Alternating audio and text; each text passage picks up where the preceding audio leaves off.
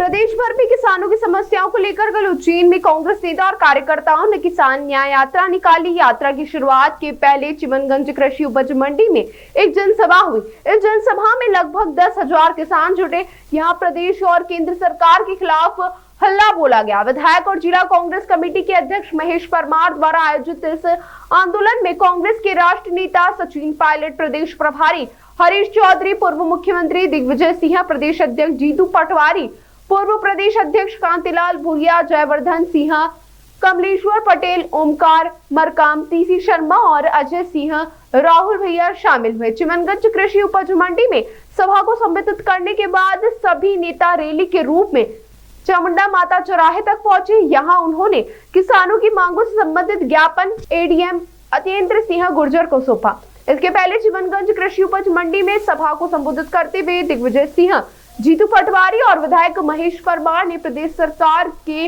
Land pooling act का विरोध किया। जीतू पटवारी और महेश परमार ने कहा कि हम सिंहस्थ के नाम पर लैंड पूलिंग नहीं होने देंगे। वहीं दिग्विजय सिंह ने कहा कि उज्जैन, देवास व इंदौर में लैंड पूलिंग के नाम पर मुख्यमंत्री, उनके मंत्री और भाजपा नेताओं द्वारा जमीन खरीदने की होड़ लगी है और आपस में लड़ाई हो रही है। मुख्यमंत्री डॉक्टर मोहन यादव द्वारा दिए गए बयान, भाजपा के लोग गाय पालते हैं और कांग्रेस के लोग कुत्ते पालते हैं, इस पर पलटवार करते हुए जीतू पटवारी ने कहा कि मुख्यमंत्री जी जो गौशाला कमलनाथ जी ने बनाई थी, उनकी हालत जर्जर क्यों है?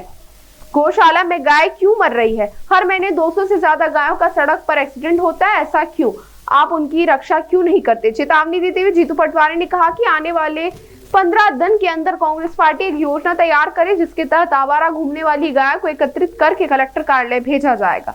जयवर्धन सिंह ने कहा कि प्रधानमंत्री ने आज से 10 साल पहले गब्बर सिंह टैक्स लागू किया था, जिसे राहुल गांधी ने 18% की सीमा करने की बात कही थी। 10 साल बाद अब कुंभकर्ण की नींद से जागने पर मोदी जी ने राहुल जी की बात को स्वीकार और किया और अब जीएसटी के रेट कम हो रहे हैं।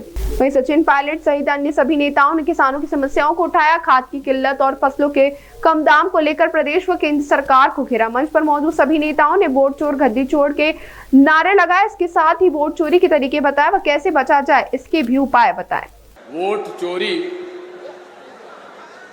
का यदि प्रमाण आपको देखना है तो पहले महेश परमार के महापौर के चुनाव का नतीजा पता लगा लें।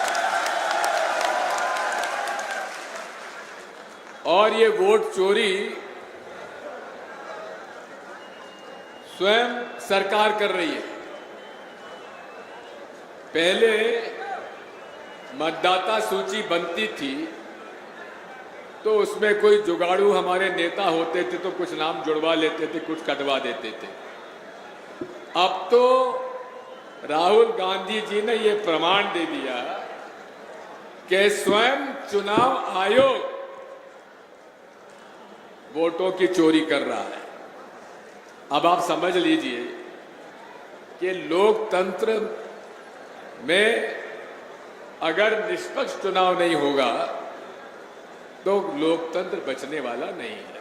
दो चार जो प्रमुख बातें हैं जिसको हमें समझना पड़ेगा वो आपके समक्ष में रखना चाहता हूं। सबसे पहले जैसा हरीश जी ने भी कहा, पटवारी जी ने कहा, देश में जो निर्वाचन आयोग है ये एक संवैधानिक संस्था है। इस संस्था के अंदर जो पारदर्शिता होनी चाहिए, जिस ईमानदारी से चुनाव प्रक्रिया होनी चाहिए, उसमें भारी कमी आ गई। राहुल गांधी जी ने प्रमाण दिए, देश की जनता को बताया कैसे हम सबकी आंखों के सामने वोटों की चोरी हो रही है। निर्वाचन आयोग की पारदर्शिता को स्थापित करने के लिए और 11 साल से जो लोग दिल्ली में शासन चला रहे हैं उन्हें कोई परवाह नहीं है।